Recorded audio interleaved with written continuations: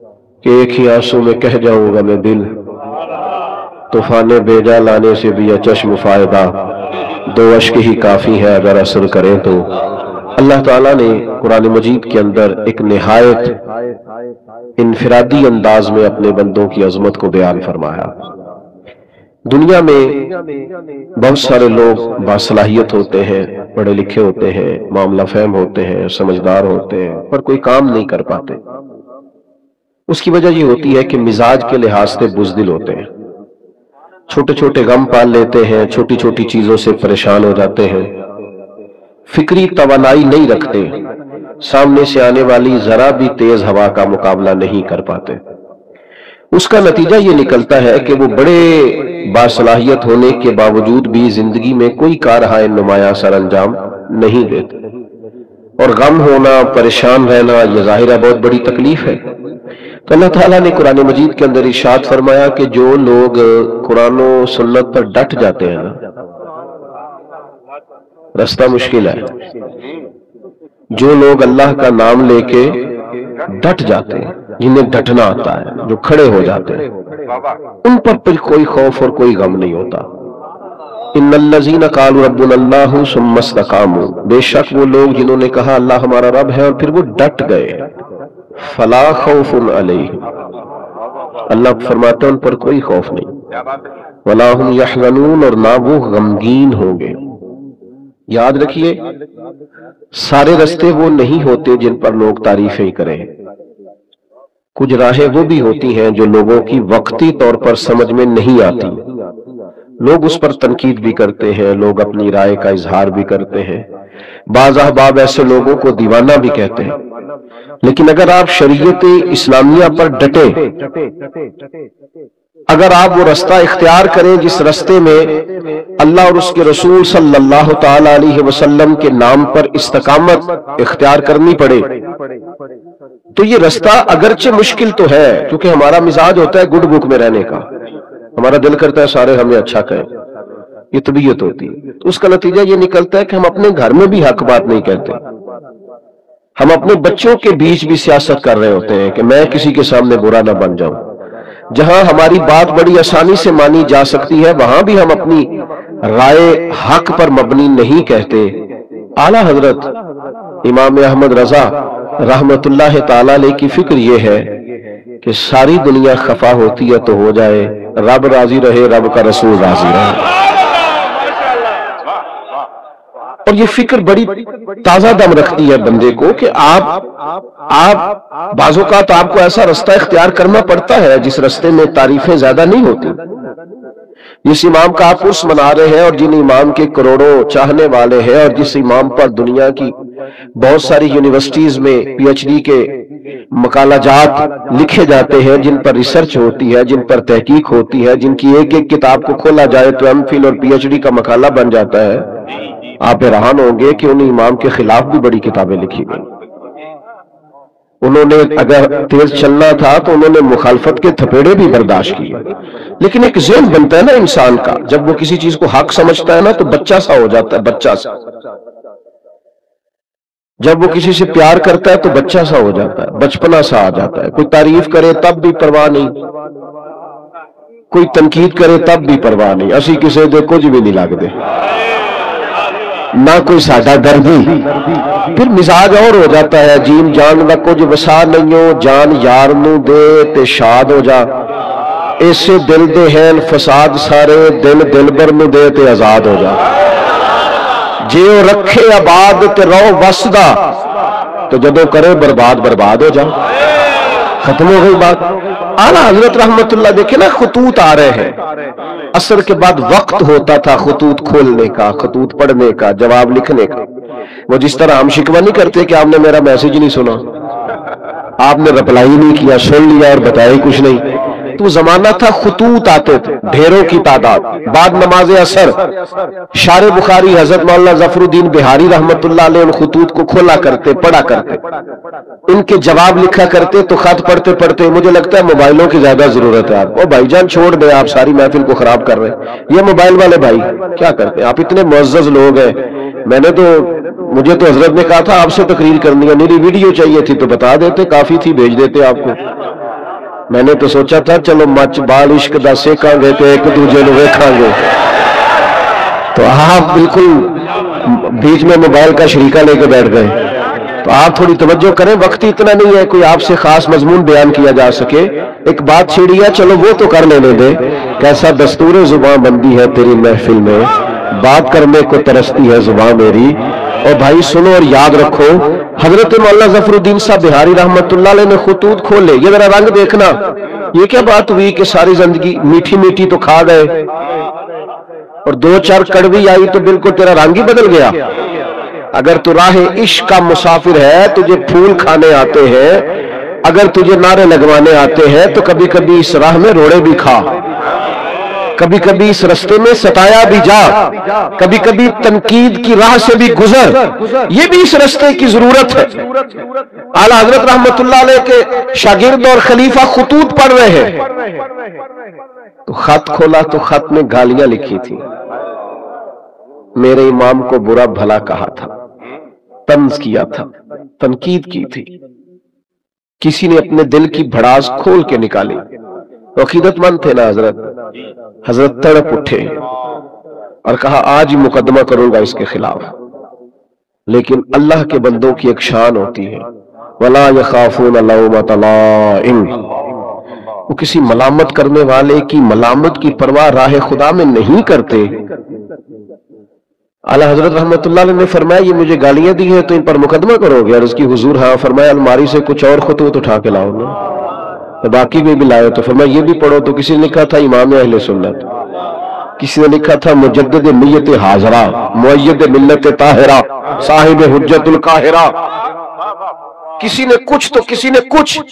اعلیٰ حضرت مسکرائے، فرمایا یہ جنہوں نے تعریفیں کی ہیں پہلے جائیدادیں بانٹو نا ان کو، تو پھر مقدمے کر لینا۔ فرمایا شکر کرو، شکر کرو، ان کا وطیرہ ہے محبوب کے لیے معاذ اللہ کمزور جملے لکھنا۔ جب تک مجھے برا بھلا کہہ رہے ہیں، محبوب کی طرف سے تو رکے ہوئے ہیں، ہم تو ڈھال ہیں اس راہ۔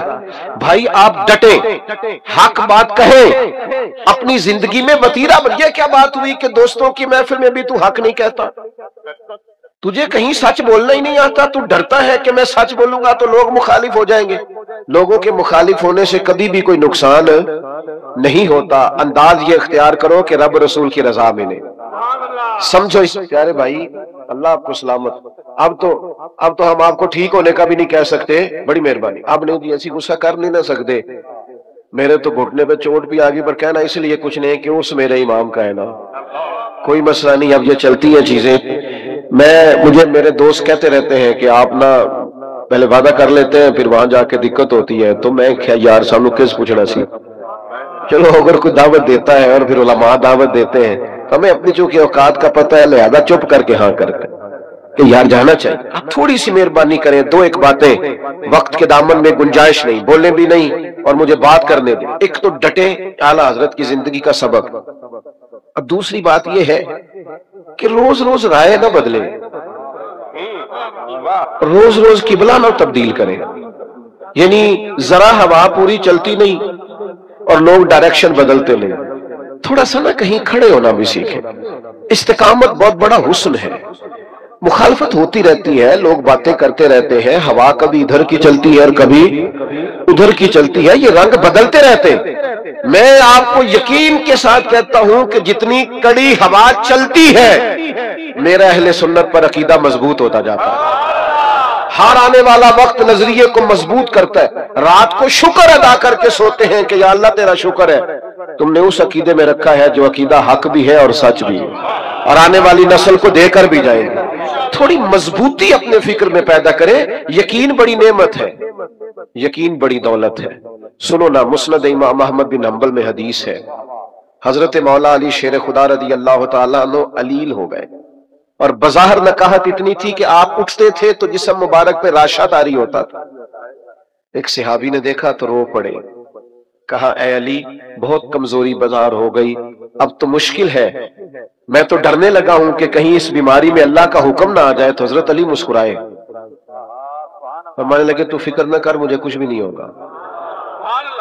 اب بات پر غور کرنا، بھئی آپ اتنے علیل ہیں اور آپ سے کھڑے ہوتے ہیں تو وجود پر بظاہر کپاہٹ ہے، راشا ہے، تو آپ فرما رہے کچھ بھی نہیں ہوگا۔ تو حضرت علی کہنے لگے میں ایک دفعہ بیمار ہوا تھا، کریم تیمارداری کے لیے تشریف لائے تو حضور نے فرمایا علی بیماری سے کچھ بھی نہیں ہوگا، آپ جب دنیا سے جائیں گے تو داڑھی لہو سے رنگین ہوگی، زخم لگے گا، خنجر لگے گا۔ تو چونکہ محبوب نے کہہ دیا ہے، ساڈے نبی دی زبان ساڈے واسطے قرآن، جو دن کو کہہ دیا دن ہے تو دن نکل آیا، جو شب کو کہہ دیا شب ہے تو رات ہو کے رہی، اور خدا نے ان کی زبان کو وہ اختیار دیا جو نکلی منہ سے ان کے وہ بات ہو کے رہی۔ فرمایا حضور نے فرما دیا، میرا یقین کامل ہے، سوال ہی پیدا نہیں ہو سکتا۔ ہم نہ ڈگمگاتے ہیں، دین کی باتیں سن بھی لیتے ہیں، فضائل سن بھی لیتے ہیں، کمالات سن بھی لیتے ہیں، پھر بھی ہم ڈگمگاتے ہیں۔ یقین کامل کی دولت پیدا کریں، اللہ رسول کی بات آ جائے پھر اس پر ایمان لائیں، پھر مضبوط ہو جائے۔ اعلیٰ حضرت بریلوی رحمت اللہ تعالیٰ علیہ منہ میں کچھ تکلیف تھی تو حکیم نے کہا تعاون ہو گیا ہے، میں ہو ہی نہیں سکتا مجھے۔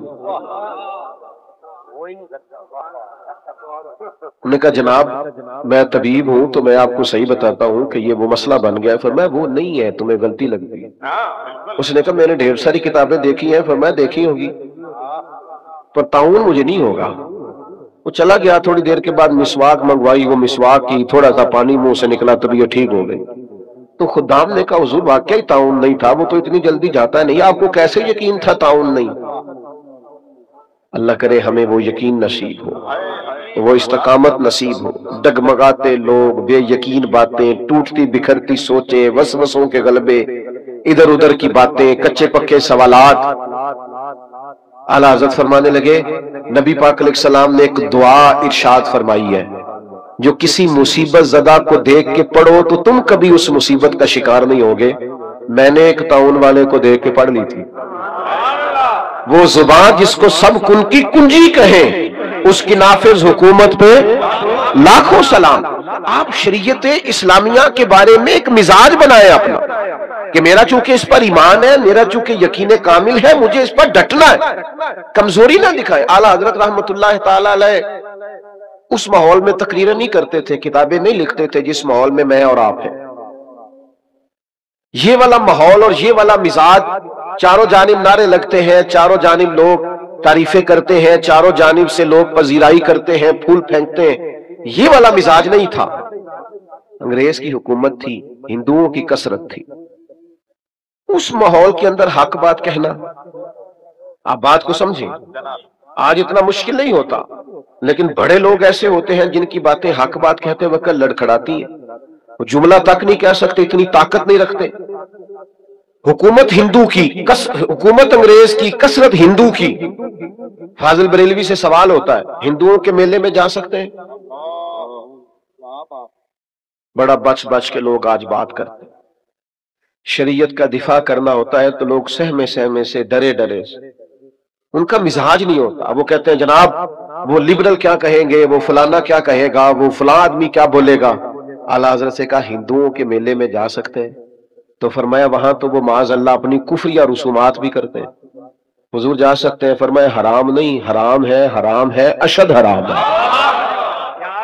اتنی کھول کی بات، اتنی واضح بات۔ آپ کا تشخص ہے ایک الگ سے، آپ ایک الگ سے زندگی رکھتے ہیں، مومن ایک الگ سے اپنا تعارف رکھتا ہے، مسلمان کی اپنی ایک شان ہوتی ہے، وہ اپنی شان میں انفرادیت رکھتا ہے۔ یہ کیا بات ہوئی کہ آپ ہر معاملے کے اندر، ہر جگہ آپ کا جو رویہ ہے وہ انتہائی مداحنت پر مبنی ہو؟ بھائیو یاد رکھیے، آپ اپنے دین کے لیے، نظریے کے لیے، عقیدے کے لیے کھڑا ہونا سیکھیں۔ یہ نا بڑا دیندار آدمی ہے جی، کیا دینداری ہے، محفل بڑی صحیح کراتا ہے۔ تو میں تو اسے دیندار مانتا ہوں جو بیٹے کی شادی والے دن دیندار ہو۔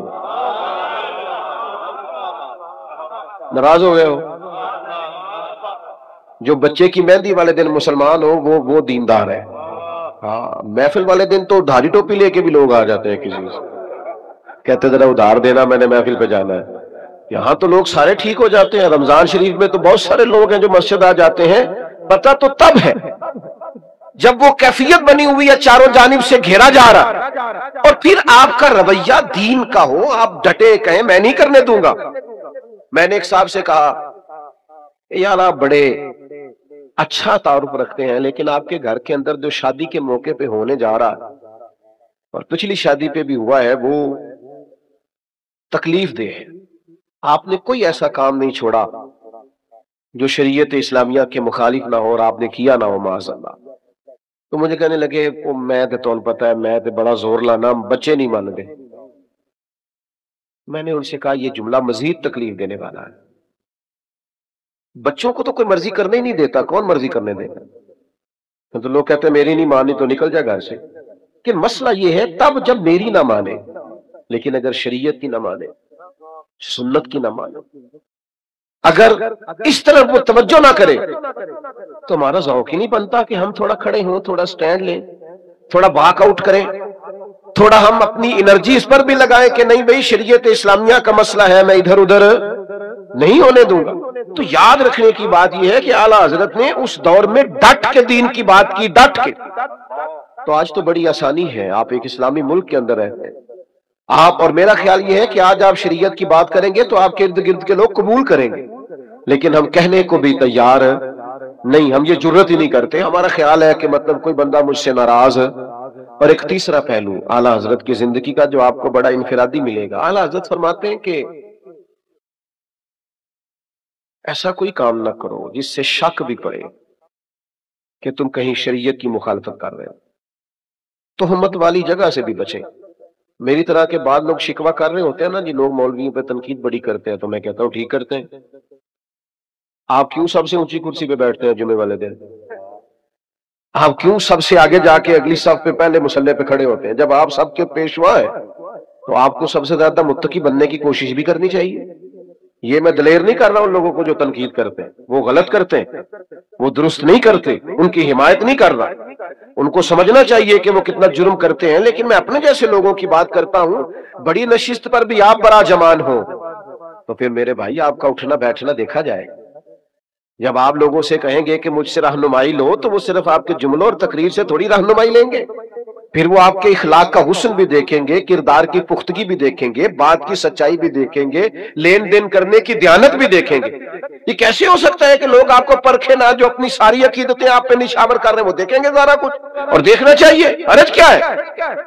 سمجھو بات کو. ہاں، کرنے والے کا انداز تنقید برائے تنقید کا نہ ہو، بات کرنے کا انداز برائے اصلاح ہو. شک والی جگہ سے بھی بچا جائے. نبی کریم علیہ السلام گزر رہے تو آپ کی ایک پاکیزہ زوجہ حضور کے ساتھ ہے. ازواج مطہرات کی پاکیزہ ہستیوں میں سے ایک پاکیزہ ہستی آپ کے ساتھ. حضرت عمر کھڑے ہیں، کچھ اور لوگ بھی کھڑے ہیں. محبوب اپنی اہلیہ کو، زوجہ پاک کو گھر چھوڑ کے اور واپس آ کے کہا میرے ساتھ میری اہلیہ تھی. حضرت عمر نے عرض کی یا رسول اللہ میری ماں مجھے روئے. حضور یہ کیا بات ہوئی، آپ نے کیوں آ کے وضاحت دی؟ فرمایا بس عمر میں بتانا چاہتا کہ میں نے نکاح کیا ہے، میری اہلیہ. آپ لوگوں کو ان جگہوں سے بچائیں گے جہاں شک پیدا ہو سکتا ہے. ہمارے ہاں نا آج دیندار طبقہ، بزرگ طبقہ، والد کہلانے والا طبقہ، استاد کہلانے والا طبقہ جب غیر محتاط ہوتا ہے تو پھر مشکلات پیدا ہوتا ہے، پھر تکلف پیدا ہوتا ہے. آپ والد ہیں، اب آپ کی ذمہ داری بڑھ گئی. آپ استاد ہیں، اب آپ کی ڈیوٹی بڑھ گئی. آپ امام ہیں، آپ خطیب ہیں، آپ بزرگ ہیں، آپ مقتدا ہیں، اب آپ کی ڈیوٹی بڑھ گئی. اعلیٰ حضرت رحمت اللہ علیہ کے زمانہ مبارکہ میں نا اس وقت لالٹینوں کا دور تھا. تو لوگ کیا کرتے تھے کہ وہ مٹی کے تیل کے ساتھ لالٹین جلایا کرتے. تو مسجد میں مٹی کا تیل جو کہ بدبو آتی ہے جائز نہیں. ایک صاحب بڑی دور سے ارنڈی کا تیل لائے، اس سے خوشبو آتی. وہ مسجد میں جلانا درست ہے، وہ جائز ہے. یہ زیادہ غور کریں جو بزرگ کہلاتے ہیں، جو کہتے ہیں میں بڑا ہوں. وہ تیل جب لایا گیا اور وہ لالٹین میں ڈالا گیا اور جب اسے جلایا گیا تو سرکار اعلیٰ حضرت رحمت اللہ تعالیٰ علیہ کے وہ خادم کہنے لگے حضور اس سے خوشبو آتی ہے، یہ وہ والا نہیں. فرمایا چلو ٹھیک ہو گیا. اب یہ کہ یہ سارے نمازیوں کو کون بتائے گا کہ یہ مٹی کا تیل نہیں؟ وہ تو جا کے کہیں گے وہاں لالٹین جل رہی ہے. وہ تو سارے لوگوں کو بتائیں گے کہ وہاں جلتی ہے تو یہاں کیوں نہیں. تو کہا حضور پھر حکم کیا ہے؟ فرمایا آپ اس طرح کریں، سنتیں بہت پہلے پڑھیں اذان کے فوراً بعد، اور پھر لالٹین کے پاس کھڑے ہو جائیں اور جتنے لوگ مسجد میں داخل ہو آپ بول بول کے بتائیں کہ یہ مٹی کا تیل نہیں، یہ مٹی کا تیل نہیں، یہ مٹی کا تیل نہیں. اور فرمایا پھر فرض پڑھ کے دعا سے پہلے کھڑے ہو جائیں اور پھر اس لالٹین کے پاس کھڑے ہو کے بار بار بتائیں کہ مٹی کا نہیں بھائی، مٹی کا نہیں بھائی. تہمت والی جگہ سے بچنا ہے، آپ کو ایک معیار قائم کرنا ہے، آپ کو اس پر ڈٹنا ہے، آپ کو کھڑا ہونا ہے. لیکن اگر آپ کا یہ مزاج نہیں، آپ کی یہ طبیعت نہیں، آپ یہ بھی چاہتے ہیں کہ لوگ میری عزت کریں اور پھر آپ وزادار بھی نہیں، باوقار بھی نہیں، تو پھر بھائی آپ کس رستے کے مسافر ہیں؟ آپ کدھر؟ میں نے زیادہ باتیں کرنے کا ارادہ کر رکھا تھا، پر چونکہ وقت تیزی سے سمٹتا جا رہا ہے آخری بات کی طرف آتا ہوں.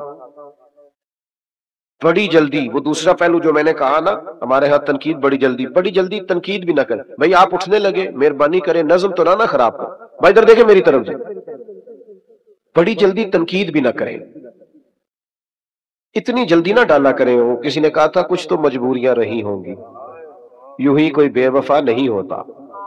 تھوڑا سا نا، تھوڑا موقع دیا کریں، چیزوں کو سمجھا کریں. وہ ہمارے ہاں نا سارے ٹیسٹ لوگ اکٹھے لے آتے اور ہر زاویے سے کسی کو پرکھنا شروع کر دیتے. ہر زاویے، یہ میں منع کرتا ہوں نا دوستوں کو ہر چیز کی ویڈیو نہ بناؤ. اب میں 2-3 مصروفیات سے فارغ ہو کے آیا ہوں اور یہاں سے بھی فارغ ہو کے میری مصروفیات. اب بہت سارے دوست یہ تو پوچھتے نہیں کہ آپ چلے کہ نہیں، وہ تو اتنا ہی پوچھتے ہیں پہنچے کتنے ہو.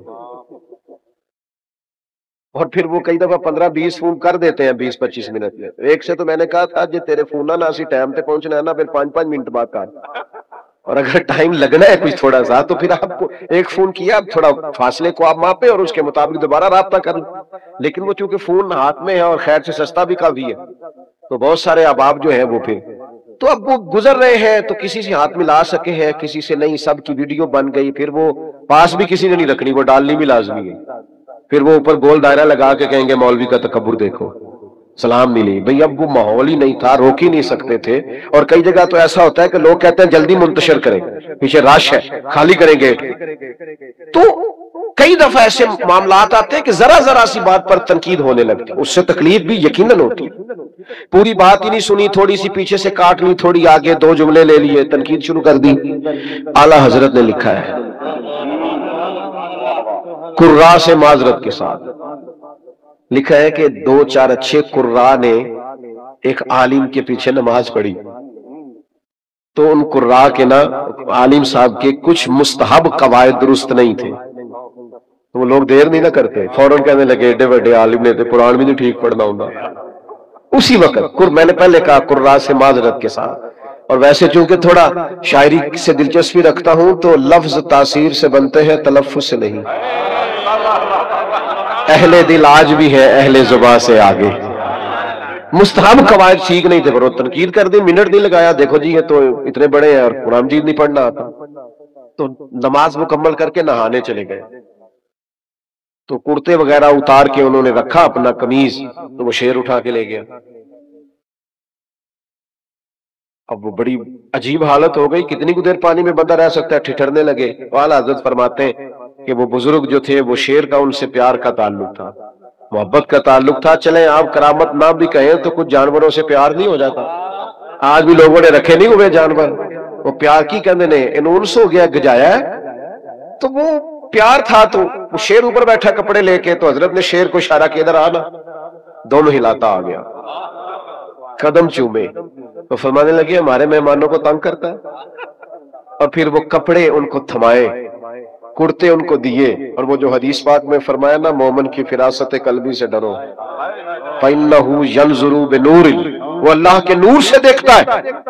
تو پتہ کیا جملہ کہا اس بزرگ نے؟ اعلیٰ حضرت فرماتے ہیں ان بزرگوں نے بڑے خوبصورت میٹھے اور سونے لفظوں میں کہا مولانا آپ نے لفظ سیدھے کیے، ہم نے دل سیدھا کیا ہوا ہے. تو سارا وقت صرف جملے ٹھیک کر، جلدی نہ کرے تنقید کرنے میں، تھوڑا سا نا وقت تو دیں. ہم نا بہت جلدی کرتے، پوری بات کا بھی نہیں پتا ہوتا، پوری تفصیل بھی ہمارے سامنے نہیں ہوتی، لیکن تنقید کرنے کی چونکہ عادت ہوتی ہے، مزاج ہوتا ہے.